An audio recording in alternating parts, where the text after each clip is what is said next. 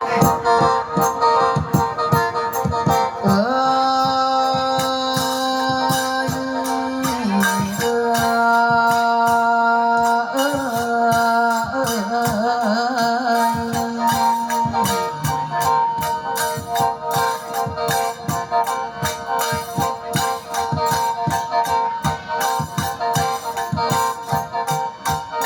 งามแม่นแก้มอ่อนอ่อนอ่อนซ่อนหลายลูกเอ้ย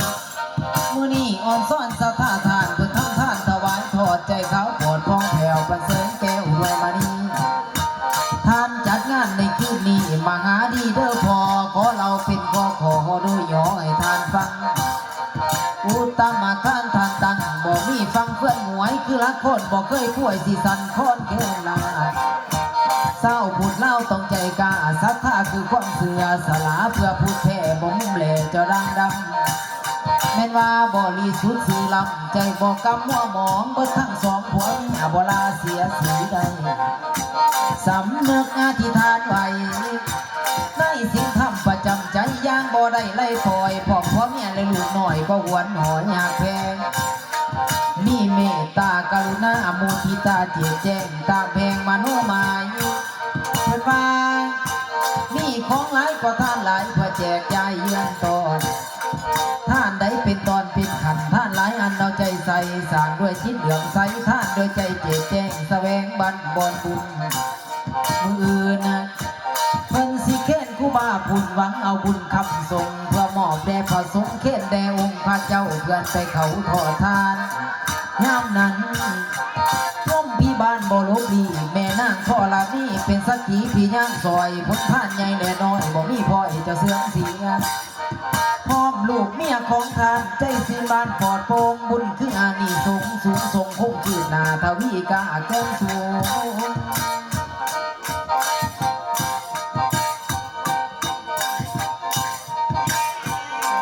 เกียบดังพ่วมจริงไม้มาคงอยากฟังทอดเทท่านสร้างก่อการกองบุญดอกดังในคืนนี้ส้มเสยเจ้าสัทธาใจกวงผู้พากันแจกวานกองกุศลส่วนสางถึงเท่าผู้เพื่อนตายหมายว่าขอกุศลส่วนใส่ให้ไปหอดไปถึงผู้คนไล่ล่าหนีจากเทหาวานผู้ใกล้ล้านเด่นหนาท่าละกาลูกอ่อนตอนนี้มิดบางแล้วบอกขึ้นภูมิตาวมาดังนั้นจังได้พากันสร้างบุญใหญ่มหาศาลหวังสิย่อมือนบเถิดทูลถวายไว้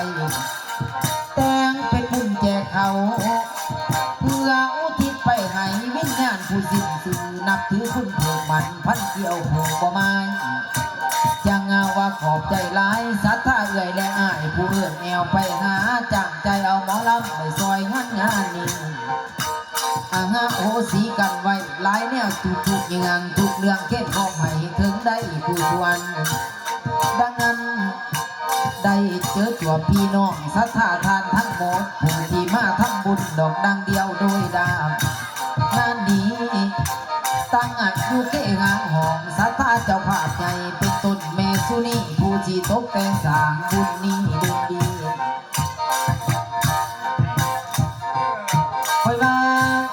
พี่น้องหน้ากะสังเฮาคืนนี้ได้พบพ่อถือเป็นเกียรติสูงสักด้วยข้อพันแพงหักบ่อยากจรจำเป็นมาเห็นศรัทธาผู้ใจกวงได้ทำการแจกวานให้อยู่สุขสำราญหมู่ม่านอย่าได้ไกลไผ่ห้องก็อย่าเห็น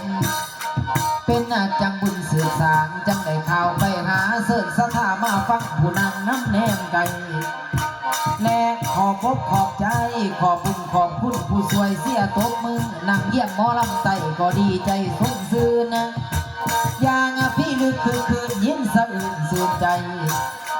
ขอให้ลูกลาบได้สมดังปรารถนามือนี่ศรัทธางานผู้แดงแปลงบุญนั้นสำคัญงานนี้อยากเห็นตาเห็นหน้าอยากเห็นเจ้าศรัทธาเสิร์ชเจ้าเข้ามาเวสิขอไขข้าวขอคัดวันอีกเถื่อสอง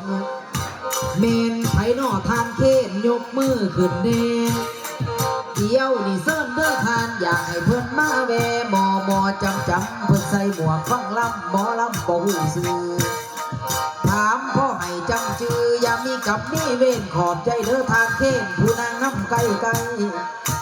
ให้สุขกายสบายสางเป็นคุณนางเอกองค์ได้นอทานเค้กเงินให้เต็มในทงอย่าขาดของเครื่องใส่มีไว้กูสิแนวจากนี้สิเอิ้นใส่ศรัทธาใหญ่ว่าย่าแม่สุนี่แม่นเพิ่นนั่งอยู่นี่อยู่บ่หนอศรัทธาหรือว่ายังคุ้มค่าบอกอยู่ในเฮือนพุ่นเซิ้นเด้อแม่เฒ่าใหญ่สุนี่มานั่งฟังหมอลำไตน้ำกันแน่จักหน่อยจักคนขาวแน่น้อยเพียงดาบสั่งใด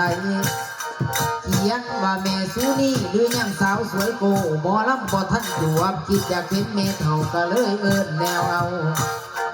และครอบครัวของทานเข็นเฮาเป็นต้นแม่นางข้าแม่นผู้ใดแล้วอ้ายพัญญามินเมียควันหรือว่ามาแต่ทางผัวผู้มีอบ่มาจอยอยากสิขอขาดเอิญเซิ้นเด้อเข้ามาแวมานั่งน้ำไก่หมอลำไตซื่นใจจากนี้ครอบครัวของนางเล่นคันเป็นบุญแต่กี่แต่งเจอตัวผ่านพบเซิ้นเพื่อนมาฟังหมอลำมาซอยตบมือน้ำดังทานเข้มวันนี้เซิ้นเด้อนางเล่นเท่านั้นไปใส่นอแก้วแกนะท่านแม่นะอย่าเข็นตาเข็นหนาสัตาจะเงื่อนใส่ไขขบวนตอบตอนก้อนเขียวแนววนดังนั้นเจ้าสัทธาเป็นต้นคือแกนต้นบ่ได้ห่างว่างนี้สิขอไว้พรใส่ให้จงมีใส่โศกใหญ่คิดสิ่งใดก็ให้ได้สมดังปรารถนาผู้นี่บ่สัทธาผู้นั่งเล่นเป็นซื่อท่านแม่นะผู้นี่บ่พี่น้องผู้เล่าสื่อสู้นี่สร้างมางามในตาบอกบ่เคยผ่านพอขอบุญขอบคุณผู้เพิ่นจวนจำจ้างเอาหมอลำมาซอยย่าแม่สู้นี่เฮาอย่าได้ตกต่ำต้อยได้ยืนมันมือปีให้สุขียืนมันพันปีอย่าหวังสันสัทธาเจ้าภาพนั้นให้ยืนมันอยู่กระเสริมขอให้แม่สุนี่จงอยู่ดีเสริมสร้างกายญาอย่าละลอยก็อย่าได้ตกต่ำต้อยยืนมันอยู่จากนี้ขอไว้พรใส่ให้ศรัทธาอีกผู้หนึ่งเป็นต้นแม่ทางเทศผู้นั่งน้ำไก่ขอให้ได้ดังหมายขออันหนักว่าความสุขีตั้งเทียงภูเขาข่ายมาหัวโมทนาสาราการกองบุญทรงน้ำบัดนี้